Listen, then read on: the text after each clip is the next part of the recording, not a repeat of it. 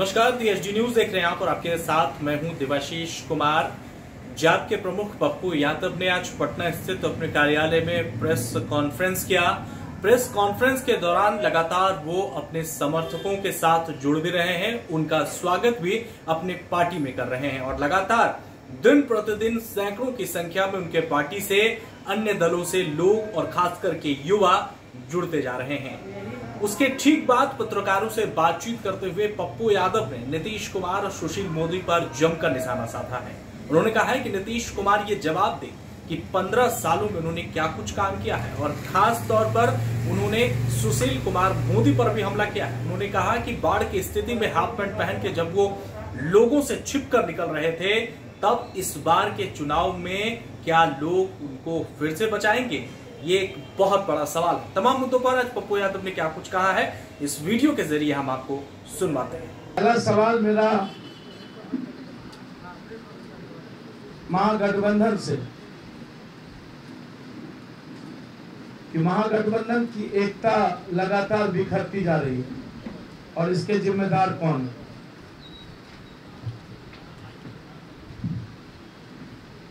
क्या कारण है? कौन है वो लोग कि आप महागठबंधन की बात कर रहे हैं और लोगों को आप भगाते जा रहे हैं? दूसरी तरफ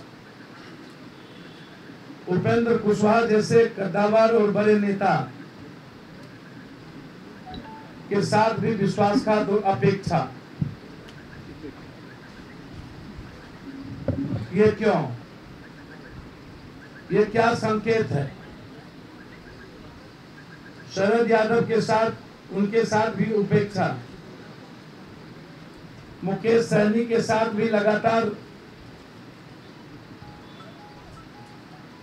ये 90 का स्टाइल कब तक चलेगा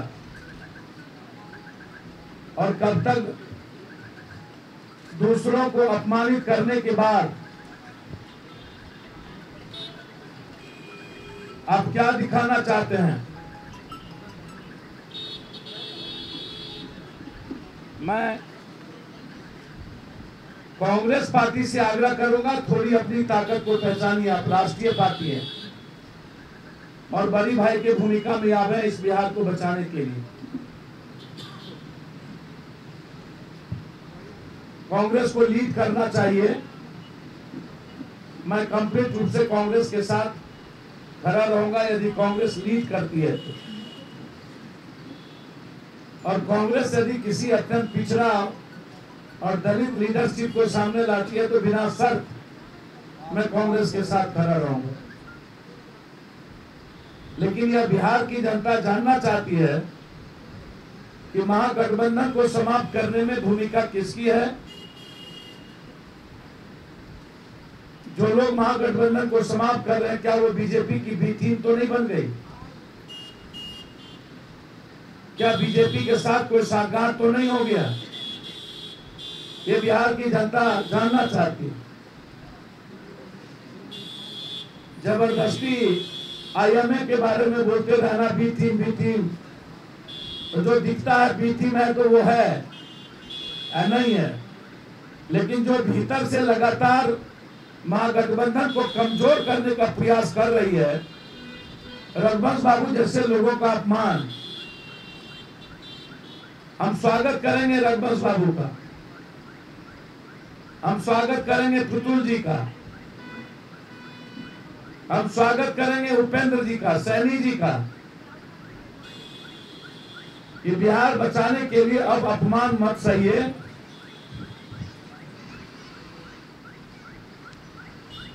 बाल बचाने के लिए गले को मत काटिए उपेंद्र जी, रिक्वेस्ट है। आप लोग बड़े नेता हैं और कांग्रेस से आग्रह करेंगे कि अब आप बिहार में जो कांग्रेस की विचारधारा समाप्त किया है बिहार के लोगों ने, उससे निकलिए। दूसरा आग्रह मेरा, जो सबसे बड़ी चीज मैं कभी कभी समझ में नहीं आता, इस सुशासन बाबू के बारे में, ये 7 तारीख को वर्चुअल रैली करने में लगे हैं। सुशासन जी मेरा आपसे आग्रह है कि जरा आप जवाब दें।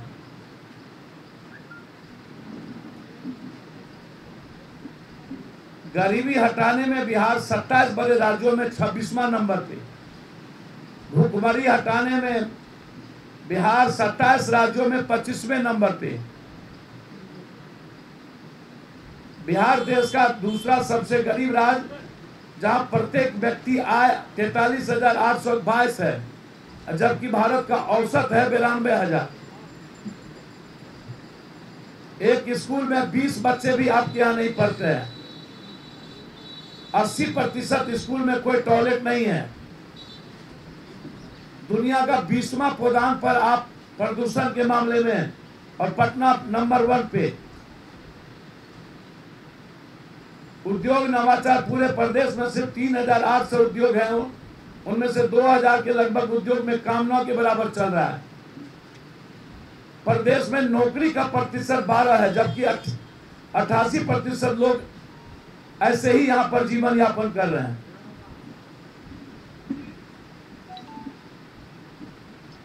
नियोजित संविदा, हमारे पीछे हमारे नेता संविदा के बैठे हैं, शंभू शंकर उपाध्याय जी, दिलीप कुमार सराफ जी अध्यक्ष, आशीष कुमार, कमलेश कुमार जी। आपने मुख्यमंत्री रहते हुए किस मुंह से घोषणा आप करते हैं? मुख्यमंत्री के रहते हुए आपने गांधी मैदान में घोषणा की थी, सभी संविदा और शोषित कर्मियों की सेवा अस्थायी करूंगा, अपूर्ण वेतनमान। क्या हुआ वादा? और उसके बाद भी आपको 16वां साल चाहिए। बिहार के सभी संविदा कर्मियों के नियम उच्च स्तरीय समिति की रिपोर्ट जो बिहार मंत्रिमंडल से पारित 12/5/34 दिनांक 17/9/29 को लागू करने का सरकार 2 वर्ष से लागू करने की बात आज तक नहीं हुई। मैं बिहार राज्य संविदा कर्मी महासंघ के कंप्लीट साथ हूं। लगातार सरकार का दमन संविदा पर चल रहा है। सरकार देने के बदले संविदा करने का पूरा प्रयास, इसलिए संविदा कर्मियों को वेतनमान लागू करिए। आप हमको धमकाइए नहीं नीतीश जी।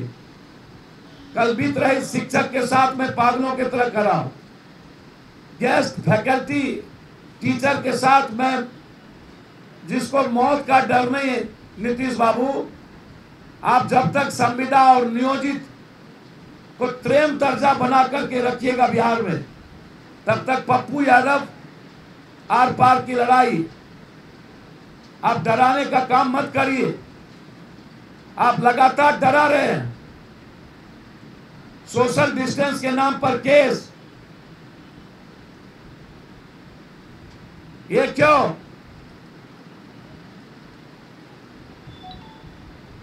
हिटलर की सरकार है क्या आप कंप्लीट रूप से आप आवाज को बुलंद बंद कर रहे हैं। आप कोई भी आदमी अपने अधिकार की बात करेगी, आप सोशल डिस्टेंस के नाम पर उस पर केस कर दीजिए।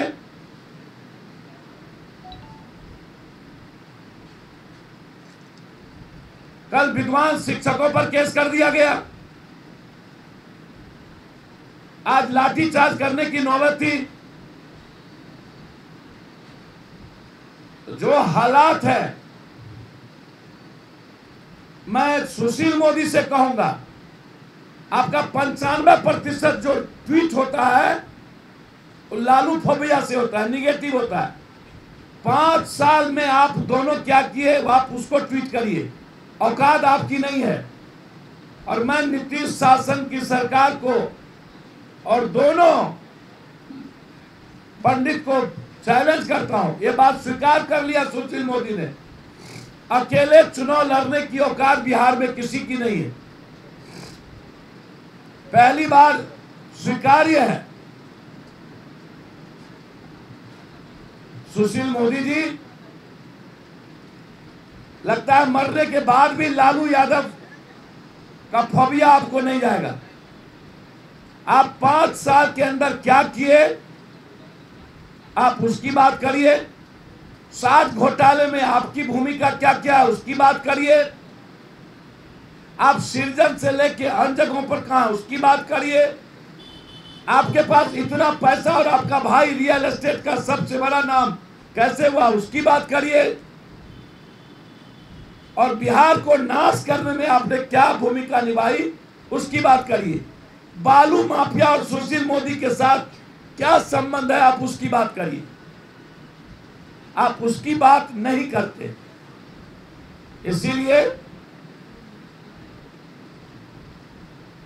हम लोग पुनः मांग करते हैं कि बिहार में राष्ट्रपति शासन लगे। बिहार की हालात अच्छी नहीं है।